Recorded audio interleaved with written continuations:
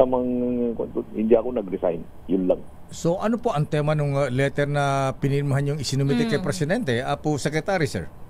Ang tema lang is, I observe you, tapos meron akong, naka 3 years na kasi ako dun eh.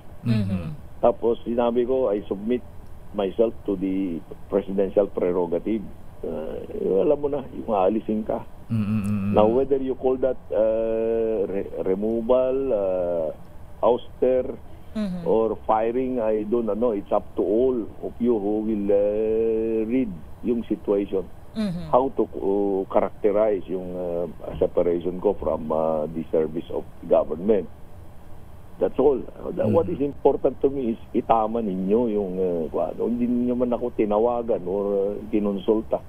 Tapos malalaman ko na lang may kapalit na ako. Tama lang. Okay lang. Tsaka di ba masyadong pambabastos naman sa isang dating Chief Justice, ayan, kinuha sa gobyerno? Ikaw nagsabi niyan. OMG mga kababayan, ito po ang Bersamin nagsalita na. Mukhang masama po ang loob dito kay Marcos Jr. Bagamat nito naririnig natin na mukhang natatawa lang po siya. Di ba? Kasi isang kabastusan po ito mga kababayan na hindi po dinirekta para po dito sa dating Chief Justice. Mga kababayan, ganyan po ang BBM na ito, no? Ganyan po itong Presidenteng Bangag sapagkat hindi nga po ito siya talaga nasa normal o nasa katinuan niya. Biruin mo ba naman, Chief Justice yan. Dati po yan na matagal pong nanilbihan sa ating bayan at nanilbihan din sa iyo, nagtapat sa iyo. Pero ngayon hindi mo pinagtapat, basta mo na lang sinibak, mga kababayan. Di ba malaking kabastusan yan? Kung ikaw yan, hindi ba sasama ang loob mo, kabayan? O, panoorin pa natin itong isa. Nakakagulat ang reaction dito ni Senator Kiko Pangilinan. This includes, among others, failing to require the presence of the signatories to a notarial instrument and ascertaining their identities through competent evidence thereof. And allowing knowingly or unknowingly people other than notary public himself to sign notarial documents, affix the notarial seal therein, and make entries in the notarial register. This is what exactly happened. This notary public allowed their signature to be signed by others, to use their notarial seal by others, and make entries in the notarial register. Hindi siya mismo. Isipin po niyo yung lugar niya. Pinakunan namin ng litrato. Ano po yung nakapaskel doon sa isang maliit na opisina na yun? Tabi ng kalsada. Dikit-dikit ang mga notarial offices. Alam po ba niyo yung nakalagay na sign? Affidavit. Notarial affidavit. 24/7. So hindi na natutulog yung abogada ron kung siya nga yung nandun. Mana kay BBM mga kababayan, hindi na natutulog. Ano kaya ito? Katulad din kaya kay BBM, ayon kay Senator Aimee, mga kababayan. Ano ba ang sinabi ng Senator Aimee tungkol kay BBM? Ay, tanong ko lang po yun ha, tuloy. Ilan na po ang mga notaryo publiko ang na-admonish o kaya nasuspindi o kaya nasira, inalis sa notarial practice, Mr. President? Kasi po ang kanilang mga sekretarya na lang o mga staff ang talagang, yun naman po ang nangyayari, kalakaran na po yun eh. I think even the Supreme Court can take judicial notice of this particular industry.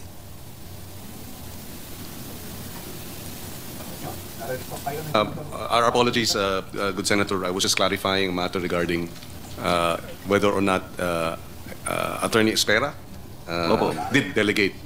Of course, that is a accusation or a allegation, rather, and if proved to be true, then definitely Espera should be held to account for that, and therefore perhaps one's route should be to ask to have Attorney Espera, the notarial, the notary public, to explain whether or not she in fact did that. Of course. Yun mga kababayan, yari ka dito kay Senator Kiko Pangilinan. Wow! Tubig. Wow! Dagat. Ayan po mga kababayan, gulat na gulat po tayo rito kay Senator Kiko Pangilinan. Ano ho? Sapagkat mukhang kumikiling na po. It's sign na ba mga kababayan na nagbabaliktaran na po ba ang mundo? Ngayon, nararamdaman na po ba nila mga kababayan ang sinasabi nga po ng napanood natin kahapon, itong si Marcos Jr. ay lame duck president.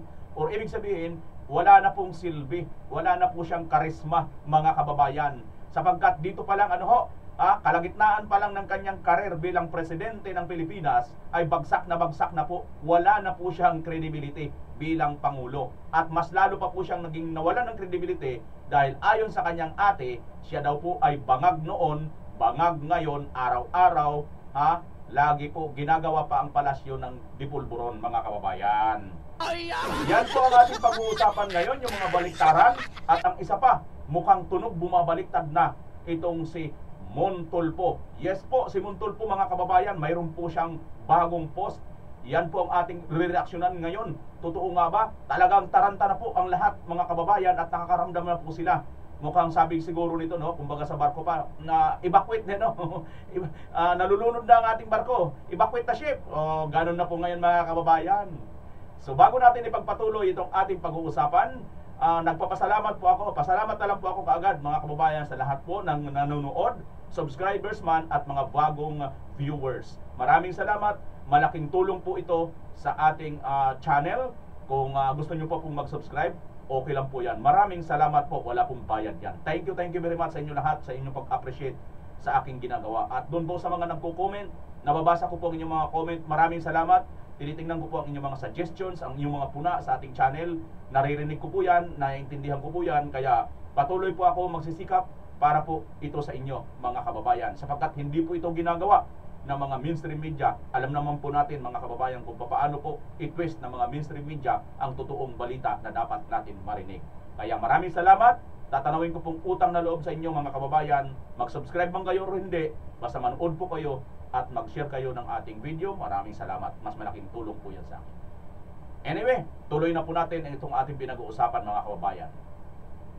Ito pong si Bersamin ay tila baga, mga kababayan, ay meron pong sama ng loob dito kay Marcos Jr., Sapagkat kung inyo pong papansinin, mga kababayan, ito pong si Bersamin, tuloy muna natin itong si Bersamin, mga kababayan.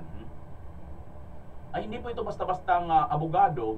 Ito po ay ang pumalit kay dating ES, Attorney Vic Rodriguez. At alam niyo naman po si Attorney Vic Rodriguez, mga kababayan, kung mayroon pong Senator Bongo dito kay PRRD or Tatay Digong, mayroon pong Attorney Vic Rodriguez na sa likod po ng tagumpay nitong Marcos Jr. or si BBM. Sapagkat sinamahan po yan ni Attorney Vic Rodriguez noon, mga kababayan. Ngunit pagkatapos pong magamit si Attorney Vic Rodriguez ay basta na lang pong iniwan, basta na lang pong tinakwil na parang basahan. Ganito po lahat ang senaryo, mga kababayan, sa mga nagagamit po nitong Marcos or the BBM Jr., mga kababayan. Kita nyo naman si Torre, naalala nyo si Torre, di ba? Ano na ang status ni Torre ngayon? Lutang-lutang, di ba? Hindi na malaman kung ano talaga ang kanyang posisyon. Siya ba ay retire? Siya ba ay PNP chief pa? Hindi na. Ano pa talaga? Wala na, mga kababayan, di ba? Despite na napakalaki po ng kanyang naging silbi, papel, para po kidnapin at ipakidnap si Tatay Digong papunta po sa Dahig, at ito nga pong QJC, kanya pong salakayin, at maltratuhin po ang mga nagsumasamba dyan po sa QJC compound, mga kababayan. Okay? So, ituloy po natin itong, puntuhan po natin itong mga sinasabi ni Bersamin. What is important to me is itama ninyo yung, hindi niyo man ako tinawagan or kinonsulta. Tapos malalaman ko na lang, may kapalit na ako. Tama lang, okay lang. Tsaka, di ba masyadong pambabastos naman sa isang dating Chief Justice, kinuha sa gobyerno? Ikaw nagsabi niyan, hindi ako. Opo. Kita nyo, mga kababayan, di ba?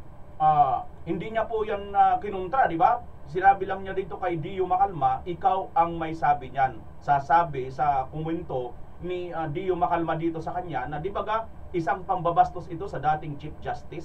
Biruin nyo, mga kababayan, wala pong kinikilala itong si Marcos Jr., itong si BBM, na isang kumbaga parang delikadesa ba?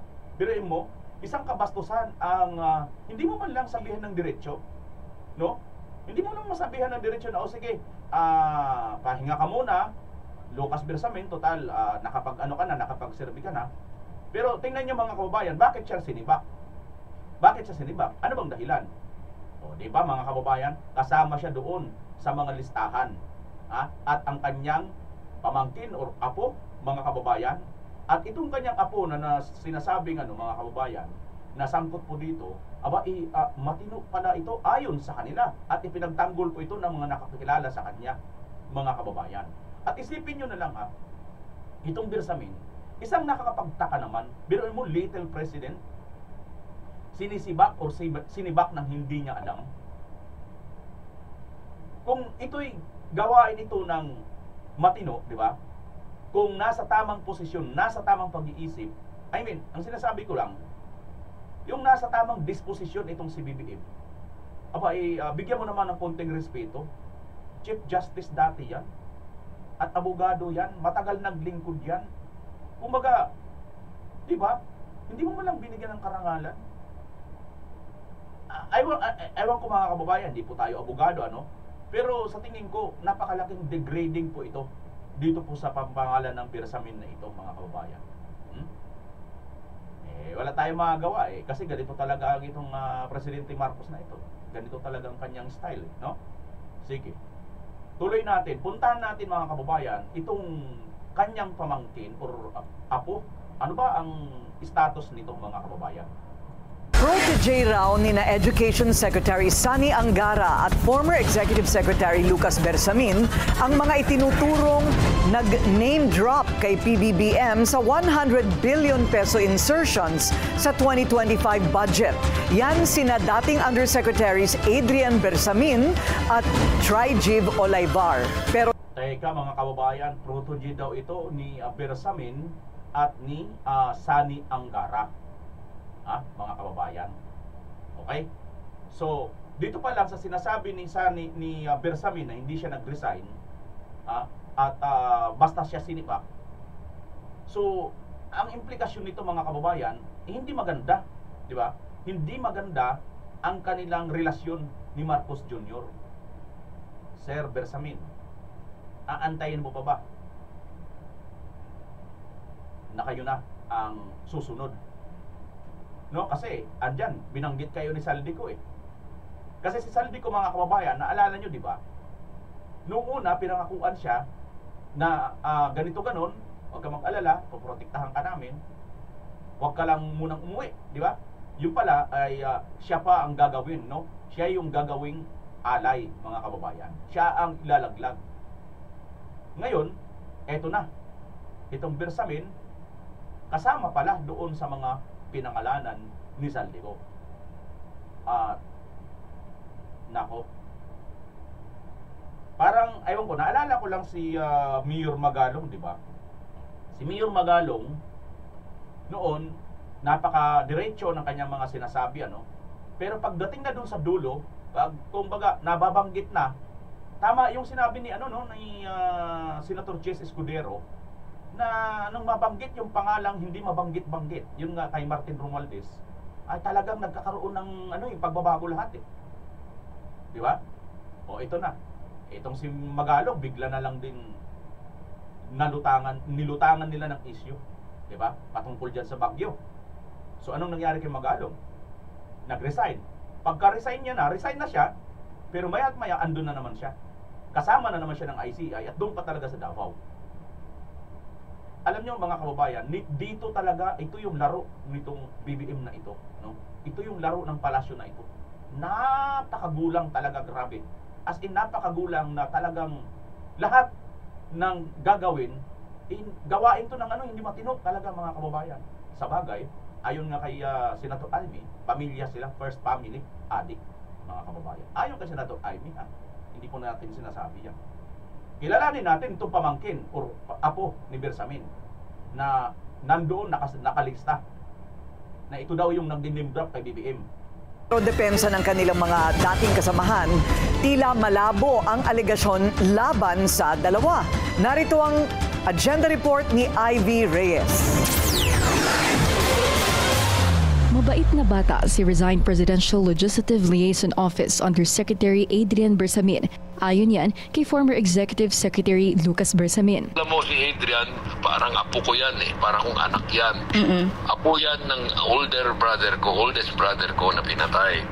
So, I have been a part of his life since that time. Kasi bata pa yan.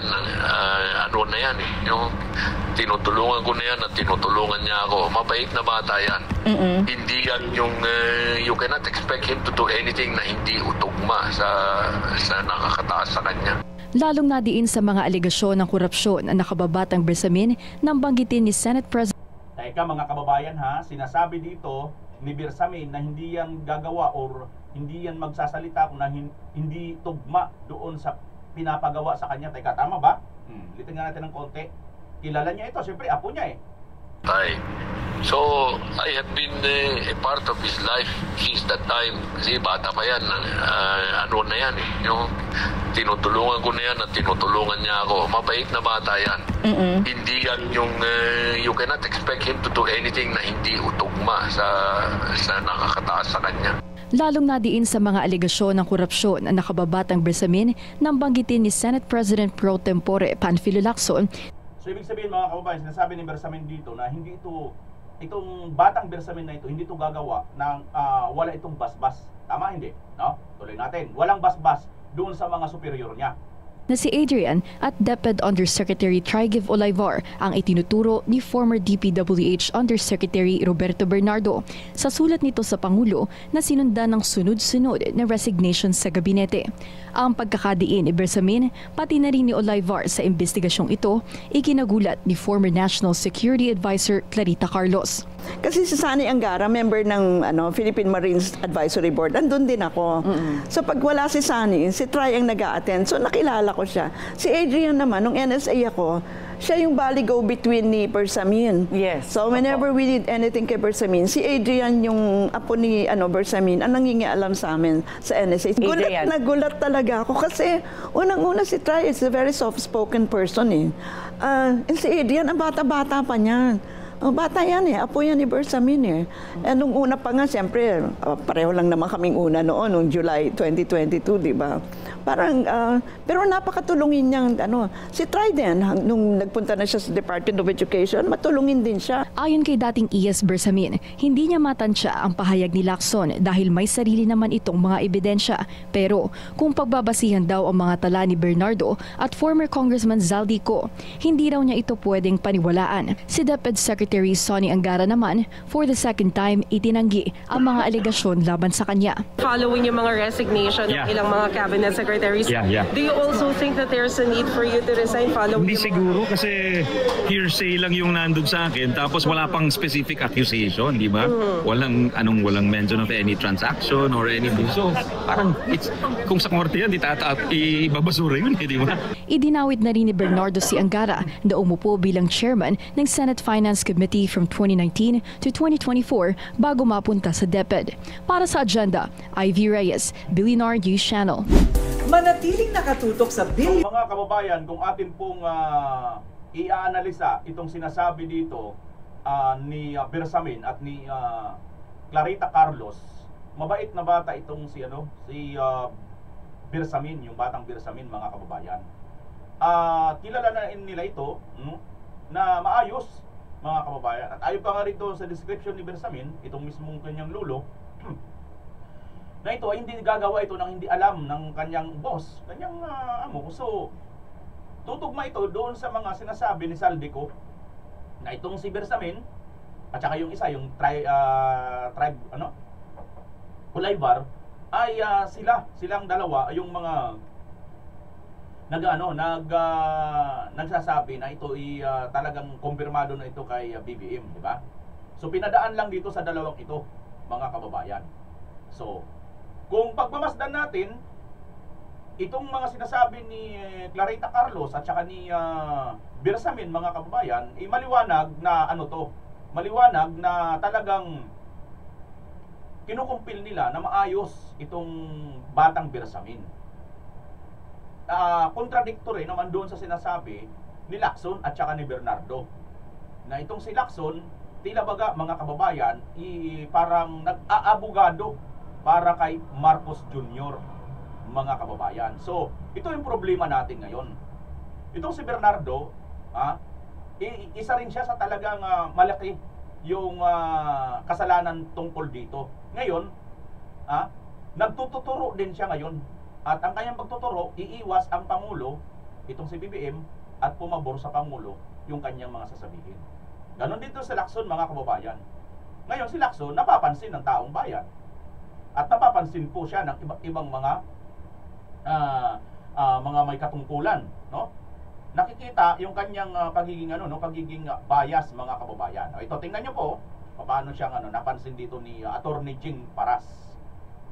Nagiging lawyering si Lacson, no? Or nag-aabogado siya para kay Marcos Jr. Kasi halatang halata ka na you're lawyering for Marcos That's not a good thing to do for a senator, lalo na if you are the chairman of the Blue Ribbon Committee. Tila nagiging abogado at tagapagtanggol ni Pangulong Ferdinand Marcos Jr. si Senate Blue Ribbon Committee Chairman Senator Panfilo Lacson.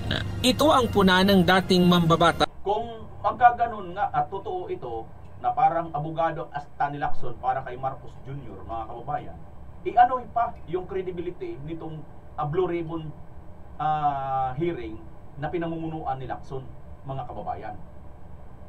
So, aywan ko sa mga nakakaunaw at nakakaintindi kung gaano kalaki ang credibility nito.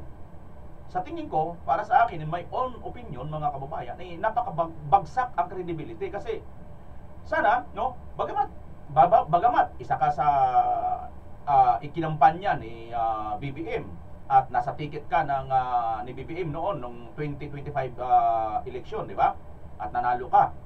Bagamat ganun, bilang isang senador at yung tungkulin ay napakahalaga po para sa taong bayan, abay, wag naman sanang ganyang kagarapal na magpapakita ka talaga, na magsasalita ka, na para baga mayroon ka ng conclusion, di ba? Mapapansin ka tuloy ng taong bayan na ikaw wala, pabor ka talaga. Wala kang ibang inaano dito. Gusto mo lang talaga iligtas itong si BBM or si Marcos Jr. Maano ka talaga ng taong bayan.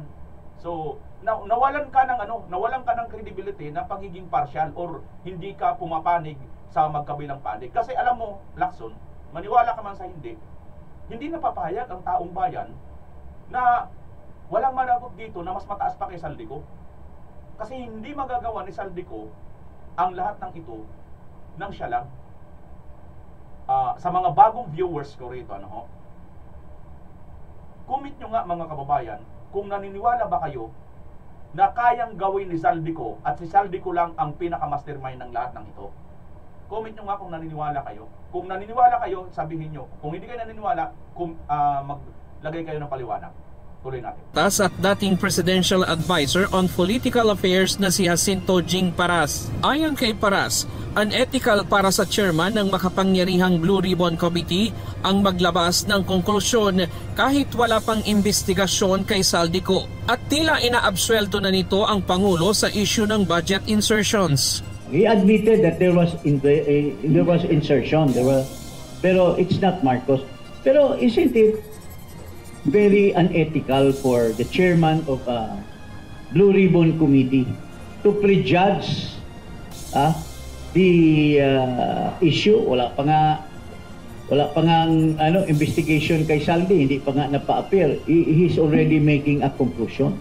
Ganito rin umano ang ginawang paghusga ng senador sa salaysay ni Orly Gutesa na imbes na bigyan ng halaga ang sinumpaang salaysay ay ang kredibilidad ng tao ang pinuna nito.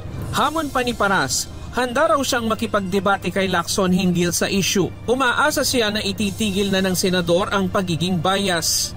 I'm not lawyering for Saldico. I want him to be persecuted. I want Saldico to be jailed. Bakit? Nakapagtaka nga. I've been saying all along na dapat bigyan na ng cancel mo na yung passport na. Sampahan na ng kaso. Malinaw anyang indikasyon na may nangyayaring mali sa administrasyon ang sunod-sunod na pagbibitiw sa pwesto ni na Executive Secretary Lucas Bersamin, Budget Secretary Amena Pangandaman at iba pang opisyal na nauugnay sa issue. Ayon pa sa kanya, mistulang ginawang sacrificial lamb ang naturang mga opisyal, kaya't nararapat lamang na maisama rin sila sa mga iimbestigahan. And in an agency, the agent represents the principal. Unless denied by the principal na wala silang authority, wala pa tayo narinig kay Marcos na binuljak niya si Pangandaman, si Adrian Bersamin at saka si E.S. Bersamin na, ginamit niyo yung pangalan ko para sa ano? Mayroon ba siyang statement na Tupalo yata Tupalo.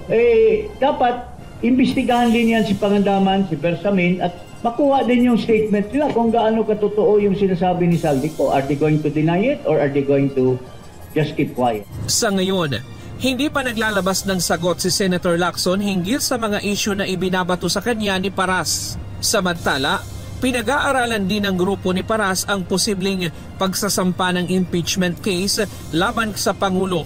Kabilang sa mga isyong tinitignan nila ang hindi pagveto ng Pangulo sa maanumalyang budget insertion sa 2025 national budget, ang pagdadawit sa Pangulo sa isyu ng kickbacks ni Saldico at ang umano'y paggamit ng iligal na droga na isiniwalat ng kanyang kapatid na si Senator Amy Marcos, isang paratang na anilay betrayal of public trust. For him to continue, there will always be an issue of credibility. I think he should step down already.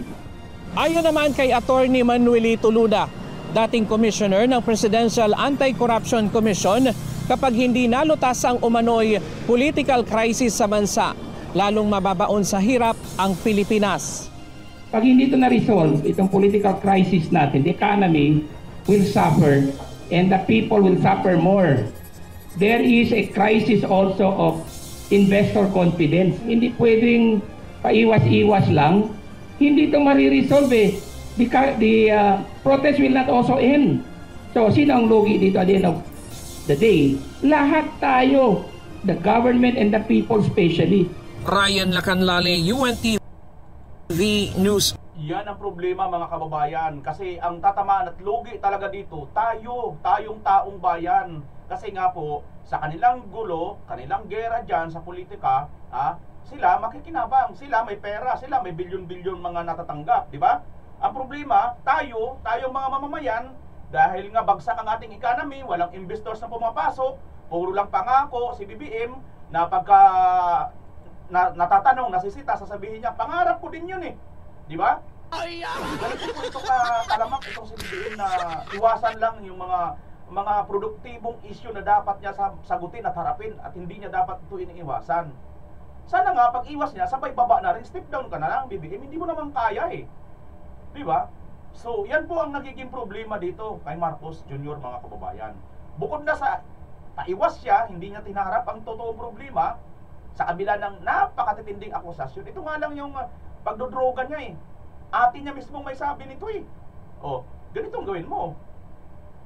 Kasuhan mo yung ate mo, di ba? Ganun lang naman kasimple yun Siguro kaya mga kababayan, kayo tatanungin ko, lalo na rin sa mga baguhan ng aking channel. Kasi nakita ko marami ng mga bago. Sa tingin nyo, hindi ba dapat kinakasuhan si Senator Amy? O sa tingin nyo, kung ordinaryong vlogger, ordinaryong mamamayan, ang nagsabi nito, dyan mismo sa mga rally, na si BBM ay adik noon at ngayon at ginagawang drug din ang Malacanang Palace, kasama pa yung kanyang asawa, pati yung kanyang anak. First family na nga sabi ni Senator Amy. Sa tingin niyo mga kababayan, hindi ba makakasuhan? Pakiano nga? Di ba dapat kasuhan? Kasi kung ito, kung ito paninirang puri talaga kay BBM, ang sinabi ng kanyang ate, bakit hindi nila kasuhan? Nagigets niyo ang punto ko mga kababayan? Bakit hindi nila kasuhan? Or else, ayaw nyo mong kasuhan, ilabas nyo yung live na hair follicle drug test result. Live dapat. Kasi pagka-edit, pagka ano lang, wala yan. Hindi ako maniniwala dyan. Lahat na lang, kaya nilang bayaran. Bilyon-bilyon ba naman ang nanakaw nilang pera sa bansa O di ba mga kababayan? Ito yung opinion ko lang Hindi ko naman sinasabing base po dito sa mga naglabas sa mga ebidensya ngayon. Di ba mga kababayan? So, ito si Ping Lacson, lawyering or nag-aabogado para dito kay BBM. Bagamat hindi niya sinasabi, Pero ang problema, yung action niya pumupunta doon. So, nawawalan talaga ng credibility itong kanyang komite mga kababayan. So, dahil dyan, wala po. magbabaliktaran na. Itong pang si Bersamin, di ba? Sipin mo. Napakalaking insulto na ginawa. Tinanggal, hindi man lang ano. Ito, mga kababayan. Bersamin, ito. Tulpo, di ba si Tulpo? Moon Tulpo, itong matanda, itong nablakayan ni ano, ni yung Barito. Tingnan nyo po ngayon, mukhang tila ay magbabaliktad na rin, mga kababayan. The vote is sinking na yata, no? Ito, Ramon Tulpo. In-screenshot, pinost po ito ni Ruina Guanzon, Atty. Ruina. Lumabas na, natanggal si dating Secretary Jay Ruiz ng Presidential Communication Office, PCO, dahil nawala ang 50 million sa kanyang vault. Ang nagsabi sa akin ay isang Tweety Bird sa loob ng PCO. Bakit may ganoong kalaking halaga sa isang opisina ng gobyerno? Di masabi ng Tweety Bird. Hindi inireport sa pulisya ang pagnanakaw dahil di maipaliwanag kung saan ang pinanggagalingan nito. Pero may haka-haka na ipambabayad sana ang 50 million sa mga influencers at vloggers na defender ng administrasyong BBM. Hindi matukoy kung sino ang nagnakaw ng malaking halaga. Asus Mariausip, mga kababayan. Kaya naman pala may mga vlogger na nagbubulaan ang bibig, mga kababayan, ng si Senator Aimee ay isiwalat nga po itong itong cocaine user, addict, bangag itong presidente dyan mismo sa INC rally. Kaya naman pala, mga kababayan, ang mga asong matatakaw, ang dami pong nagbubula ang mga bibig. Mga kababayan, literally speaking, ano ba yung mga aso? Yung aso mismo, nakakakita ka ng asong bumubula ang mga bibig. Ano ang sakit niyan? Nauulol, di ba, mga kababayan? O ganyan po. Marami po ang mga balagir na nagbula-bula po ang bibig nang mapalabas po nila yan. Kaya naman pala, mga kababayan, hindi ka ba naman bubula ang bibig mo dyan? 50 million. Pambabayad lang pala sa mga balagers, mga kababayan, kita nyo na. Kaya nga, masuti kayo, nandito kayo ngayon sa channel na ito, na kailanman at hindi po tatanggap sa mga politiko, mga kababayan. Bakit? Kasi kayo po ang aking pinanggagalingan, ng aking sahod. Sa mga viewers, sa mga views ninyo. Kaya maraming salamat, tinatanaw ko po ng putang na loob yan. Ngayon, mga kababayan, ano ang punto nito? Aba, si Tulpo mukhang nagpaparamdam na, no? Nagpaparamdam na kasi kung tutusin, hindi nyo na ito dapat ilabas. Diba? Sa nakakaramdam na kaya ito, na the vote is sinking na nga, palubog na yung bangka o barko ni Marcos Jr., mga kababayan. Ito na kaya ang indikasyon? Well, meron pa akong ipapakita sa inyo, mga kababayan, na isang post din ng isang political analyst. Ito siguro masisilyuhan na ang mga sinasabi natin na mukhang tila ito na, no? Mga kababayan, ito yun, no? Yan. Ayan, no, mga kababayan. In game. Sino ito? Si Alex Magno, first person. Yan, mga kababayan, yung kanyang Alex Magno po ito sa Philippine Star. Ito na. Basahin lang natin, mga kababayan, ang post ni Alex Magno. This political crisis has reached a point of no return. Yun, mga kababayan. But no one has any clear idea about where things will take us. Zaldico has just performed what Chavit Singson did to Joseph Estrada a quarter of a century before. He dumped the highest official of the land right into the eye of the whirlpool, the epicenter of the scandal. Ayan, mga kababayan, sa epicenter daw ng skandal na ilabas ni Chavit Singson at natanggal si Joseph Estrada. At ito si Zaldico ngayon, ganito ang ginagawa niya kay Chavit Singson. Tuloy natin. At this point, in the unfolding of this crisis, no one seriously believes the Marcos administration has the means or the will to defuse the situation. Asked about cost allegations, the President said he would not dignify them, but he should at least dignify his own citizen by formally addressing their anxieties and offering a way out of this untenable situation. Marcos approval ratings are falling through the floor. His political capital is depleted. The ruling coalition is in shambles. The people's livelihood suffers because of this crisis. The longer it continues, the wider the misery to be endured. It is now only a matter of time before the greater number begins demanding the president resign. When a political leader has so obviously failed the nation, the only honorable recourse is to offer to resign. It is also the least painful way to transition out of the crisis that grips the nation. There is no other end game here that will enable the country to step out of the paralysis that holds it captive with less damage to our institution and our constitutional order. The longer this crisis festers, the greater the cost of transitioning out of it. This will become clearer by the day, even among those temporarily blinded by myopic factional calculation. A presidency failed us. There are consequences to be accepted. Philippine Star. Ayan nga po, si Alex Magno, mga kababayan. It is now a matter of time before the greater number begins demanding the president resign. Malapit-lapit na po mga kababayan. Konting-kunti na lang po ayon dito kay Alex Magno. At sabi pa nga niya rito, nandito na tayo ngayon sa point ng no return. Wala na pong atrasan ito. Hindi na po pwedeng maka-atras dito si Marcos Jr.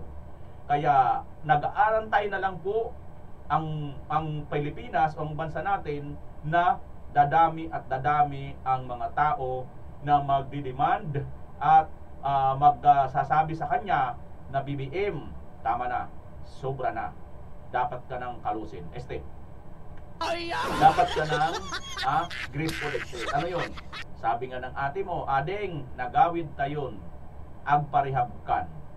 Diba? Magpagamot ka daw, Marcos Jr. Magparihab ka na kasi hindi mo na kaya at hindi na po kaya pamunuan ang ating bansa. Kaya't ganyan po ang nangyayari sa ating bansa ngayon, mga kababayan. So, BBM, ano pa ba ang inahintay mo? Wala ka nang dapat pang pagkatubilhan. Kung gusto mo magkaroon ng graceful exit, mag-exit ka na ngayon at yan sa pamamagitan ng pag-resign. Yan po ang mas magandang gawin mo, BBM. Para kung may matitira pa po sa inyong dignidad, no? May matitira pa kahit papaano. Kasi kahit papaano, masasabi ng mga supporters mo at ng taong bayan, at least, di ba, hindi ka naging sobrang kapal na mukha. At least, di ba, hindi ka bangag. Bakit? Kasi bangag lang talaga ang hindi makakaramdam, no? Adik lang talaga ang hindi nakakaramdam ng kahihiyan at konsensya. Hindi tinatabla ng konsensya. Tama ba ako, Mr. BBM? Kasi kung hindi ka adik, gagawin mo yung ginawa ni Erap Estrada. Tandaan nyo mga kababayan, ganun din ang isyo kay Erap, tungkol din sa pera. Pero, ganun ba kalaki? Natatandaan nyo? Ang mga viewers ko dito siguro may mga edad na, di ba? Alam nyo na ang istorya kay Erap, di ba? Umabot ba ng ganito kalaki, bilyon ang pera na nawala sa bayan natin? At trilyon-trilyon? At sa pagkakaalam ko mga kababayan, actually, hindi pa ako masyado involved sa politics. Nagtatrabaho ako noon dyan sa Green Hills, kaya medyo inis din ako dahil nahihirapan akong dumang kahit motor lang, di ba? Pero ngayon ko na-realize na ganun po talaga. Kasi kung hindi man po nila ginawa yon, magpapatuloy po ang mga leader na mga kawatan at mandarambong sa pera ng bayan. Ngayon, si Erap, sa aking pagkakatanda, ang kanyang involvement ay patungkol sa ano yung yata sugal? Sugal ba yun? O sa ibang tumatanggap ng payula kung ano man? Hindi talaga sa pera ng bayan galing eh. Aywan ko hindi ko masyado pero paki-comment nyo nga mga kababayan sa totoong naging issue kay Erap. Pero nag-resign si Erap eh. Di ba? Nag-resign. Hindi niya pinagpilitan ng kanyang ang kanyang sarili. Nag-resign mga kababayan. Nag-resign. At sa bagay, mayroon tayo noon EFP chief noon na matino, di ba? At mismo na yung EFP chief na nagsabi na, mag-resign ka na, step down ka na, graceful exit ka na, President Estrada, kasi ang taong bayan, wala na eh. Ayaw na talaga sa'yo eh. Di ba? Tingnan nyo mga kababayan, ngayon, ang problema ngayon, mayroon tayong EFP ngayon na hindi po sa tao tapat, kundi sa presidente. Di ba mga kababayan? Yun ang problema sa ating bansa ngayon. Pero hindi po pwede yun. Taong bayan pa rin po ang mas makapangyarihan sa inyong lahat yan. Yan mga kababayan. So yan po. Yan po si Alex Magno mga kababayan. Samantala, si Gutesa pala mga kababayan ay marami pa palang ilalabas ng mga ebidensya. No? Panoorin natin si Gutesa. So, itinakda po yung aligasyon na mga nilabas ninyo sa kasagsagan po ng flood control scandal. May mga political analysts po tayo nagsasabi, this is kind of a political maneuvering on your end. What can you say about that, sir? Well, first of all, for so many years, hindi ako nakisali sa ganyan. In fact, Senator Marcoleta can verify this. He even invited me to be a nominee of the party list when they ran in 2022. Sabi ko, ayoko na. I'm sorry. 2025. 2025. Sabi ko, ayoko muna. I want to focus on what I'm doing right now sa private life ko. And then lumapit si Gutesa.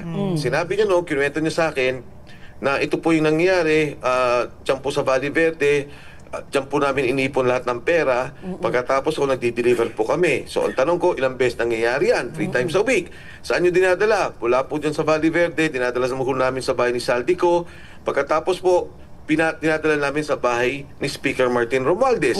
So sa akin, iniisip ko, pag hindi ako nagsalita dito, pag hindi ko pinresent, hindi magsalita, kung hindi ko pinresent si Sergeant Gutesa kay Senator Marcoleta, yung konsensya ko naman na may alam akong nangyari sa bansa natin, may alam akong nangyari, at ito naman yung nanggaling din kay Gutesa na doon pala sir napupunta yung mga pera ng flood control. Mga ganito nangyayari. Binaha po yung mga kamag-anakan namin. Yung isa po namin kasamang sundalo, yung pamilya niya, wipe out po yung bahay. So, wipe out, sa Bicol, taga Bicol daw, sabi niya, dahil nga daw binaha. So sabi niya, so iniisip ko, kailangan nitong marinig ng Blue Ribbon Committee. At that time, si Senator Marcoleta was still the chairman of the Blue Ribbon Committee. So, nung nag-usap sila, actually hindi na siya chairman noon. Kasi the next day na yon nangyari. It was about, natapos kami ng 6 p.m. nung final na, tapos next day, lumabas si Sergeant Gutesa at sinabi niya na yung kwento niya. Marami siyang kwento. Alam mo, marami siyang kwento about, yung binanggit ko na yung iba, yung DOH, may binabanggit pa siya doon sa mga media. Pero sabi ko, Sarge, siguro maganda focus tayo sa flood control. Yan yung issue ngayon, yung delivery ng pera. And yun nga yung pinakita niya doon na, ilan yun? 48 suitcases. 48 suitcases na more or less may 48 million each suitcase.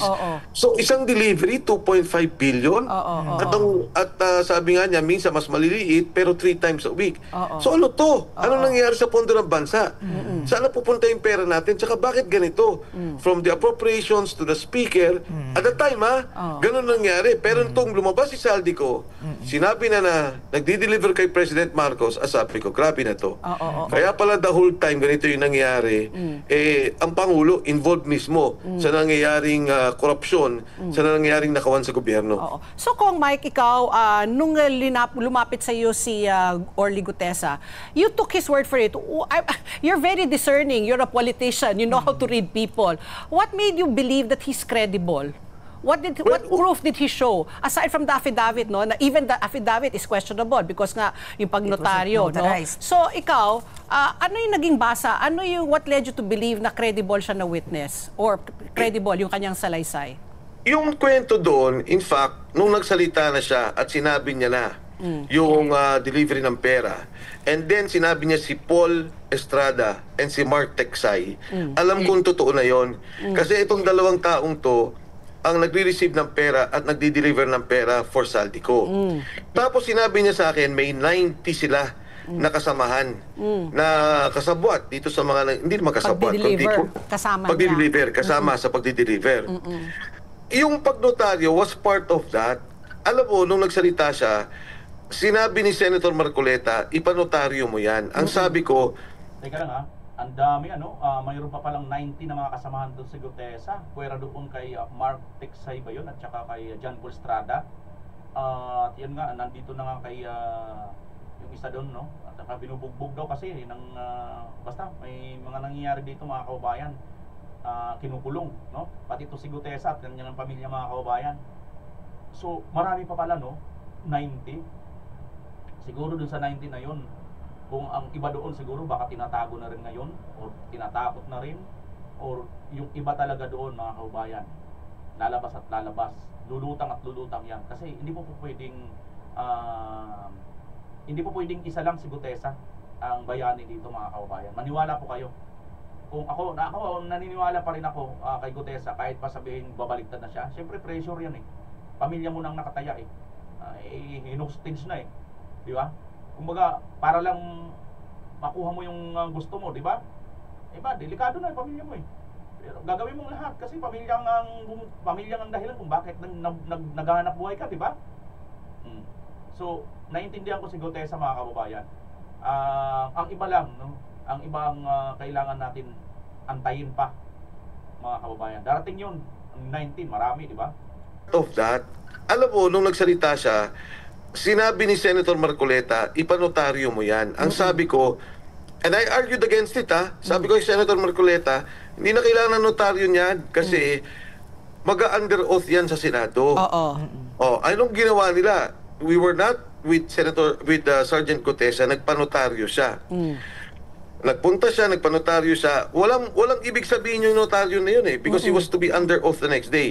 Pero nung ginawa ng kabila, pinressure yung notary public, di ba? Pinressure yung korte na sinasabi peke. Pinressure yan kasi si Attorney Macalintal mismo may petition sa Supreme Court, the same notary, the same signature. Tapos yung judge sinabi, i-convict mo yan si paano mong gagawin yung pepekiin mo yung notaryo? Pero ang sabi ko noon kay Senator Marcoleta, huwag mong isipin yan. Pinapalaki nila yung issue, pinapakalat nilang peke yung statement ni Gutesa by virtue of the notary, lalo silang mapapasama dyan. Which happened. Kasi yung mga taong bayan na mismo sumagot, yung mga lawyers na mismo sumagot, na hindi totoo yan.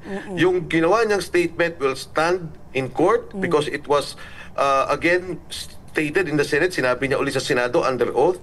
So sabi ko, lahat ng to kamay na ng Diyos. Lahat ng to nangyayari na wala na tayong control. And then afterwards, lumabas na si Saldico, confirming what Gutesa stated in his Senate committee testimony. Alam mo mga kababayan, parang bigla akong kinilabutan doon sa sinasabi ni Attorney Mike Defensor, no?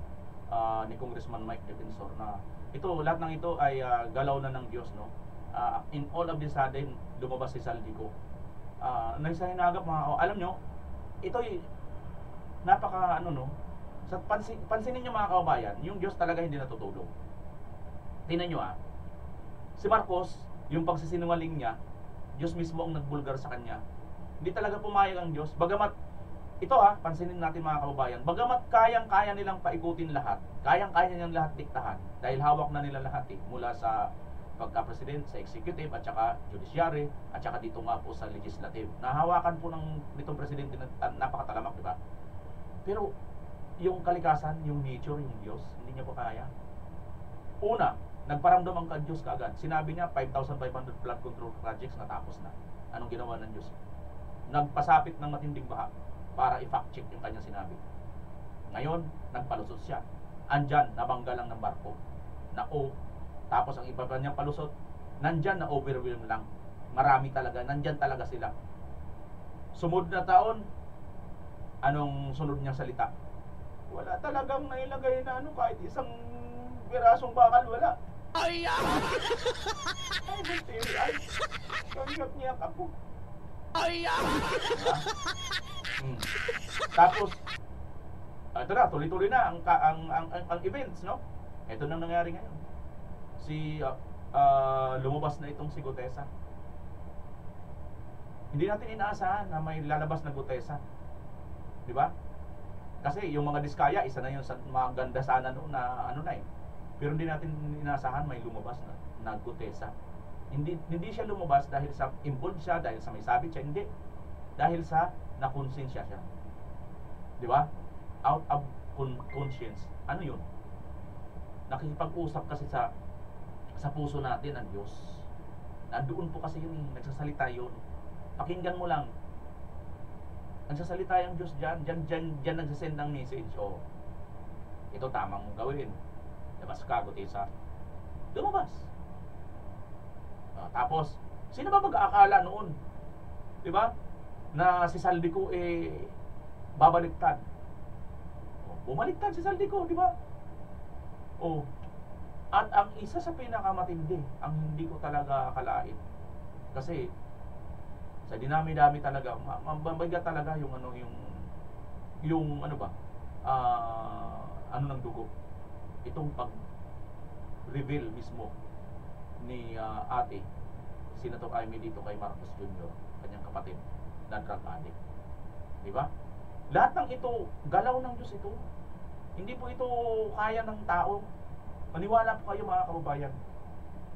Mayroon pong naglalaban-laban na hindi natin nakikita. Ang mga espiritu po ng kabutihan at ang kasamaan. Pinagtatanggol po ng espiritu ng Diyos, ng kabutihan, ang mga naniniwala po sa Diyos. Kaya wag po kayong mawala ng pag-asa. Huwag tayo mawala ng pag-asa mga kababayan. Tuloy lang tayo sapagkat ito, talagang normal ito eh. Tingnan nyo, hindi ba tayo natutuwa?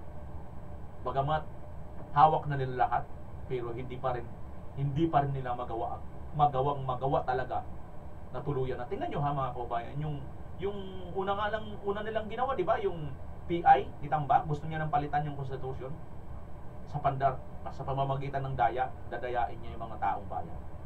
Napansin niyo yun mga kababayan? At ngayon, dito sila nagsisiksik sa sinasabing perma. Binubutasan lang nilang perma. Ngayon, yari tuloy itong abogado na ito dahil mukhang makakasuhan siya, mukhang hindi siya titigilan ni Senator Marcoleta mga kababayan. Kasi nga, mismo si Attorney Macalintal, mayroon din siyang mga nagpanotaryo na kapareha doon sa notaryo ni Marcoleta. Kaya yaring-yari ka talaga. Ikaw na abogado ka na, ayoko na naman pero nakikipagsabwatan ka. Pati pa yata itong judge mga kababayan, pakinggan natin si Senator Marcoleta. 24/7. So hindi na natutulog yung abogado ron kung siya nga yung nandun. Tignan nyo, di ba? Mayroon bang aywan ko lang sa inyo mga kababayan, mayroon bang notary public na 24/7 o wala? Sagot, mayroon. Itong abogado lang nakagawa nito. So hindi siya natutulog. Mana siya kay BBM na hindi rin natutulog. Madam, kung hindi ka natutulog, tanong ko sa iyo, nagmana ka rin ba kay BBM? Mga kababayan, hindi ko na po yan, basta kayo na pong bahala doon kung talagang tuuma. Tuloy.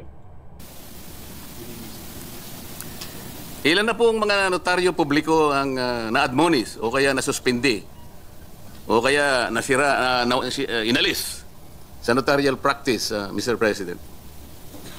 Kasi po ang kanilang mga sekretarya na lang o mga staff ang talagang, yun naman po ang nangyayari, kalakaran na po yun eh.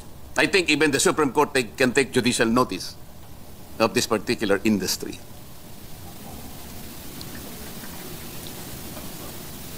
Our apologies, good Senator. I was just clarifying a matter regarding whether or not Attorney Espera did delegate. Of course, that is a accusation or a allegation, rather. And if proved to be true, then definitely Espera should be held to account for that. And therefore, perhaps one's route should be to ask... Naku, yari talaga mga kababayan itong Atty. Espera. It should prove, no, kung mapapatunayan siya. Ano pa bang hinahanap yung patunay? May hawak din si Senator Marcolita at hawak din ni Gutesa at hawak ni Atty. Macalintal. May mga maraming, di ba, nanggaling ng sa ba yun? Abra ba yun? O Isabela, mga kababayan? Naalala niyo noon na mayroon din po mga barangay chairman na iisa yung kanilang hawak na notaryo. Di ba, mga kababayan? Pirma nitong Atty. Espera na to. Nako, yari ka talaga dito, madam. To have Atty. Espera, the notarial, the notary public, to explain whether or not she in fact did that. Of course. Kasi po, Mr. President, yung ninotaryohan na kontrata ng PESA, ganun din po yung pirma. Si Atty. Macalintal. Sino yung Comelec? Macalintal. Atty. Mac. Sino yung Comelec? Atty. Mac. Romy Macalintal. Nung makita niya po yung dokumento ni Gutesa na yung pirma ganun, kapareho din ito yung mga ipinresent nila rito, yung intervenor sa isang barangay. Ang dami po nito. Kapareho din po yun. Kaya po, tinatanong ko, ilan na po yung nasuspindi kaya? Ilan na yung na-reprimand? Ilan na yung kinastigo ng Korte Suprema? Baka naman po, mangilan-ngilan lang, kaya po siguro naging cottage industry na po ito. Gaano po tayo kaingat yung pagbabantay sa ganitong mga ginagawa ng ating mga abogadong nagnonotaryo po, Mr. President? According to the court administrator, marami na raw na suspend, no? Na notary public dahil dito sa ganitong mga hindi tamang mga kilos at very serious ang Korte Suprema sa ganitong mga usapin when it comes to notarial commissions and such acts, such malpractices. Gano'n na po kaya karami, Mr. President? Kasi po kung ibabatay natin sa mga notary publics na nagkalat na po, parang mga kabuti na nagsulputan sa napakaraming mga lugar, lalong-lalo na po sa mga mataong lugar. Diyan lang po sa City Hall po, wag na tayong lumayo, makikita po ninyo yung dikit-dikit na nagnunotaryo na wala po kayong makikitang abogado ron. Yung iba po, itatakbo pa nga sa isang skinita, pagkatapos hintayin mo ako riyan. Pagkatapos mong magbayad ng kaulang halaga, tsaka niya ibabalik sa'yo. Gano'n po karami? Wala daw po ngayon, right now, ang numero. They will be submitting. So, Mr. President, ina-assume po natin yung dami po ng nagnunotaryo ngayon na dikit-dikit sa paligid ng mga city halls ng ating bansa. Lahat po ba yon ang pumipirma yung mga abogado? Under the law and the commission, dapat. Dapat po. Paktay ka diha! Attorney! Tira! Yari, mga kababayan, no? Under the law, dapat ganun, no? Oh, kita nyo? Teka, ganda sana yan, no? Yes. Pero sa nangyayari, sa totoong buhay, sila po ba yung nandoon na nagnotaryo, Mr. President? Well, dapat din under the law, pero yung realidad... hindi po, hindi ba? Maaaring ang merong dinedelegate. Yun nga po eh. Si Gutesa ay biktima po rito. Siya po yung nabiktima rito. Pero siya ngayon ang kakasuhan ng falsification, ng perjury. Ang tanging kasalanan niya ay lumabas lamang at nagpasya para tulungan ang Estado hanapin kung sino ang utak ng makawalang hiyang nangyari sa ating bansa. Mr. President, mag-iba naman po tayo ng area.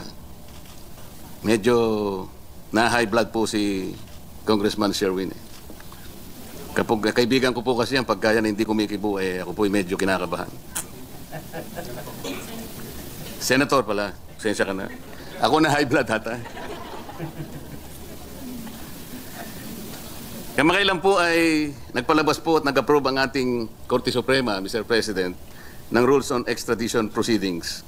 Kaya mga kababayan, tungkol na yun sa extradition, no? Ito naman muna yung reaksyon natin, sinasabi ni Senator Marcolita bago tayo magtapos, mga kababayan. Ito maliwanag po, no? Alam naman po ito ng lahat na ang ginagawa po nitong mga abogado, ako nga po, no? Biktima rin ako dyan eh. Alam nyo paano ako na biktima, mga kababayan? mayroon akong napagpanotaryuhan noon, no? 2 times, actually 2 times ako nakapagpanotaryo. At ang masakit dito mga kababayan, sapagkat nung nagpanotaryo ako, magkano siningil na is 12,500 something ganun. Kasi yung pinagpanotaryuhan ko noon, bilihan ito mga kababayan, bilihan ito around 250. So siningil sa akin ito 12,500 kasi parang yun yata yung percent.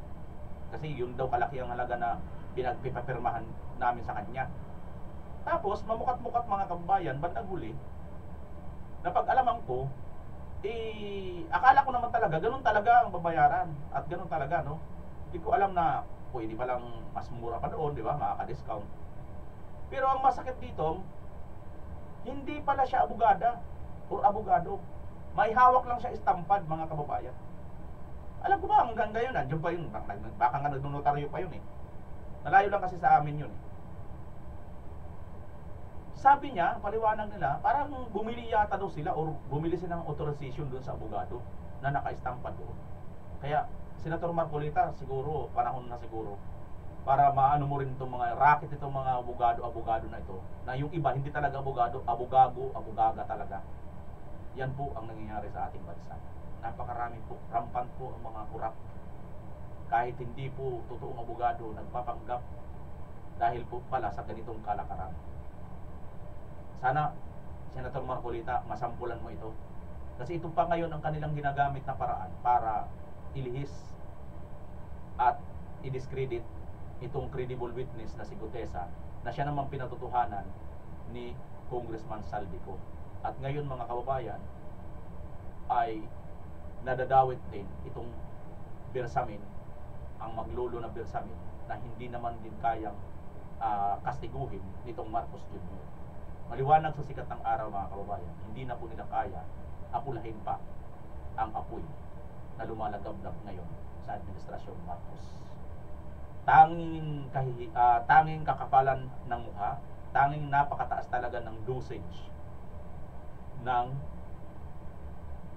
mga kababayan, ng pampamanhid ni Marcos Jr. Kaya natatagalan niya yung ganitong klaseng kahihiyan na nangyayari sa kanyang administration. Alam nyo ba ang sagot mga kababayan kung bakit napakamanhid ni Marcos Jr.? Kung alam nyo po, huwag kayong mahihiya, paki-comment sa baba ang inyong comment section at babasahin, pag-uusapan po natin yan at pupusuan po natin kung ilalagay nyo po ang inyong lugar kung taga-saan kayo. Maraming salamat. This is Bimar Channel. Pansamantala mo po paalam. Magkita tayo sa susunod na pagkakataon. Pilipinas. Yan po. Bye-bye mga kababayan.